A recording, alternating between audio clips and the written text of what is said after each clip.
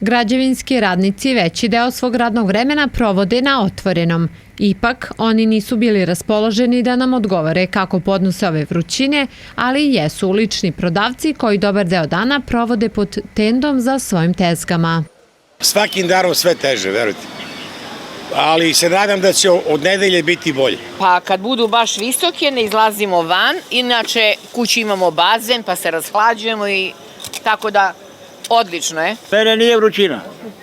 Ja još malo idem kući. Rashlađujem se, ne izlazim kad je velika temperatura i tako. Neosporno je da visoke temperature ovih dana i vlaga u vazduhu utiču nepovoljno na zdravlje svih ljudi. Međutim, ukoliko se poštuju preporuke lekara da se ne izlazi napolje u najtoplijem delu dana i da se unosi dosta tečnosti u organizam, ne bi trebalo da dođe do ozbiljnih posledica.